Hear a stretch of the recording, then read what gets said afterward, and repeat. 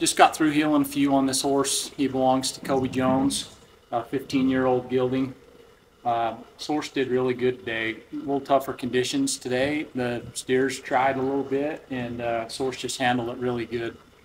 Scores outstanding. Horse seems to have plenty of run, and watches a cow really good. I enjoyed healing on him. I didn't heal very good on him today, but horse did great.